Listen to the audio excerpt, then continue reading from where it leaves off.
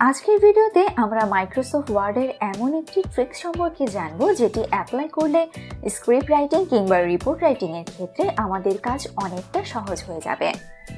আমরা যখন report writing করি তখন দেখা যায় বেশ কিছু শব্দ বা ছোট বাক্য, যেমন হতে পারে কোনো কিছুর ফুল ফর্ম বা প্রতিষ্ঠানের নাম ইত্যাদি আমাদের বারবার লেখার প্রয়োজন পড়ে। বারবার একই শব্দ বা ছোট বাক্য লিখতে গিয়ে আমাদের ভালো সময় নষ্ট হয়। মাইক্রোসফট ওয়ার্ডের এই ছোট একটি শর্টকাট টেকনিক ব্যবহার করে সহজেই কাজটি আমরা সেরে ফেলতে পারবো। প্রথমেই আমাদের কিবোর্ডে Alt+F+T বাটনে প্রেস করতে হবে। তারপর সেখানে প্রুভিং অপশনে ক্লিক করলে অটোকারেক্ট অপশনস আসবে। এখানে ক্লিক করলে আমরা রিপ্লেক্স এবং উইথ অপশন দুটো পেয়ে যাব। এখানে রিপ্লেক্সের বক্সে একটি ওয়ার্ড লিখে দিতে হবে এবং এই ওয়ার্ডটি লিখলে কোন লাইনটি আসবে সেটা উইথের বক্সে দিতে হবে।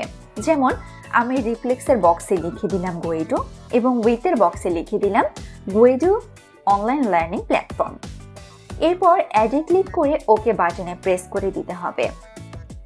এখন আমরা মাইক্রোসফট ওয়ার্ডে গিয়ে শুধুমাত্র GoEdu লিখে এন্টার কিতে প্রেস করলে আমাদের সেট করা GoEdu-Online লার্নিং প্ল্যাটফর্ম লেখাটি চলে আসবে। এতে করে আমরা আমাদের নিত্য প্রয়োজনীয় শব্দগুলো এভাবে অ্যাড করে আমাদের কাজের গতি বাড়াতে পারবো। মাইক্রোসফট ওয়ার্ডের আরও একটি মজাদার ট্রিক্স আপনাদের সাথে শেয়ার করি। আমরা অনেকেই কিন্তু মোবাইল, ওয়েবসাইট কিংবা পিসি ডার্ক মোডে ইউজ করতে বেশি পছন্দ করি। মাইক্রোসফট ওয়ার্ডও কিন্তু আপনি ডার্ক মোড সহ আরও কয়েকটি মোডে ব্যবহার করতে পারবেন। সেই জন্য আপনাকে মাইক্রোসফট ওয়ার্ড ওপেন করে ফাইল ট্যাবে ক্লিক করে নিচের অ্যাকাউন্টস অপশনে ক্লিক করতে হবে। তারপর সেখানে আমরা অফিস ব্যাকগ্রাউন্ড ও অফিস থিম অপশন পেয়ে যাব। অফিস থিম অপশনে ক্লিক করলে colourful, dark grey, black, white অপশনগুলো আসবে। এখান থেকে পছন্দ মতো থিম বা কালার মোড সিলেক্ট করলে মাইক্রোসফট ওয়ার্ডের মোড পরিবর্তন হয়ে যাবে।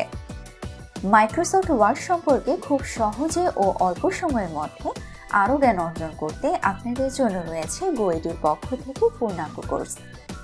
ভিডিওটি যদি ভালো লাগে তাহলে লাইক দিতে ভুলবেন না, আর এই ধরনের আরও তথ্য সমৃদ্ধ ভিডিও পেতে আমাদের চ্যানেলটি সাবস্ক্রাইব করে রাখুন। ধন্যবাদ।